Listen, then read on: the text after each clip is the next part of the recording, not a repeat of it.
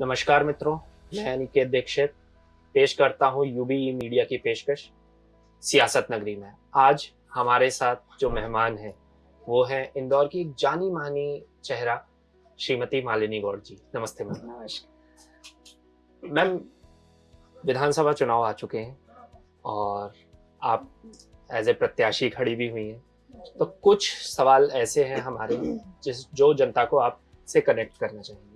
तो मैम, मेरा पहला सवाल है कि चुनाव के उपरांत अगर आपकी सरकार आती है तो आपकी सरकार की प्राथमिकताएं क्या हैं इस बार?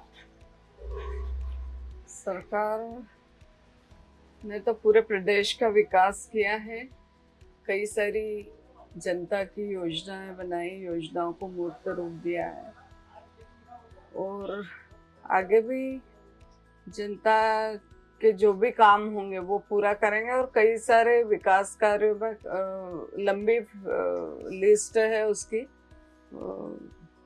तो आगे मध्य प्रदेश सरकार ने जिस प्रकार से काम किया और 18 वर्ष तक सरकार चली है, तो आगे भी कई सारे काम जनता के मूलभूत करेंगे। मैम, दूसरा क्वेश्चन ये है कि आपके महापौर कार्यकाल के टाइम में कुछ ऐसे जो काम जो अब आप ज्यादा बेहतर तरीके से और ज्यादा जल्दी करना चाहें, जो उस समय बच गए थे। अभी तो मेरा दायित्व महापौर का नहीं है। मेरे विधानसभा क्षेत्र के कार्य जरूर मैं करना चाहूँगी।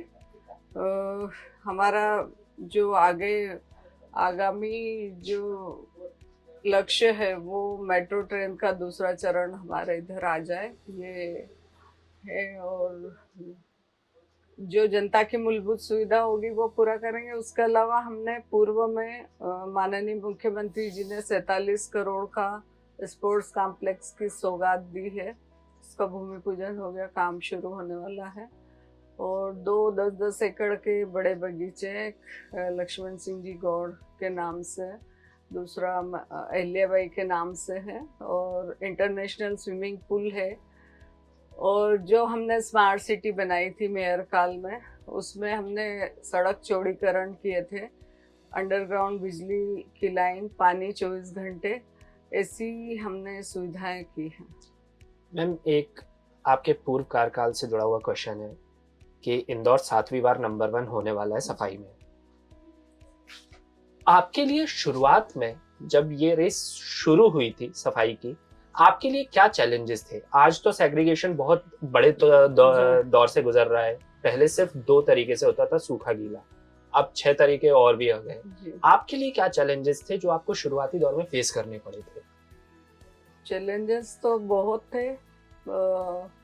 लगभग इंदौर शहर 165वें नंबर पर था, जिसको हमने नंबर 1 पर लाया है। जो कचरा पेटियां हुआ करती थी, जगह जगह गंदगी फैली रहती थी, कुछ रेक पिकर्स, कुछ जानवर उसको बिखेर देते थे और बहुत ही गंदा दृश्य होता था। मैं सिर्फ विधायक थी जब मेयर नहीं थी, जब से मन में था कि इसको कैसे हटाया जाए।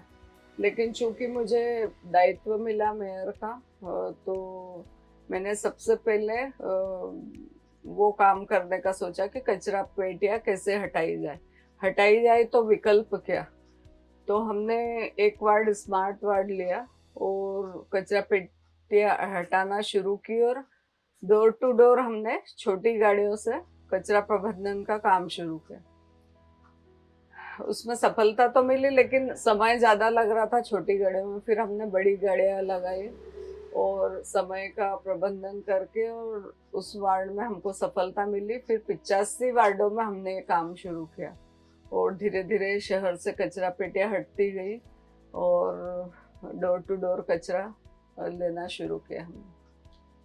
मैम, इस बार 5.6 करोड़ नए युवा जुड़े हैं वोट देने के लिए। आपका उनके लिए कोई संदेश? सभी युवाओं से मैं कहना चाहूँगी कि भारतीय जनता पार्टी एक विश्व में सबसे बड़ी पार्टी है और जो अंतिम व्यक्ति की चिंता करती है। तो ऐसी पार्टी के साथ आप सहयोग करें और जो युवाओं को सकारात्मक दिशा में ले जाने का काम करती है, तो ऐसी पार्टी चुने जो युवाओं को नई दिशा दे सके। और मैम, आपके विधानसभा क्षेत्र के लिए जो मतदाता हैं उनके लिए एक छोटा सा संदेश।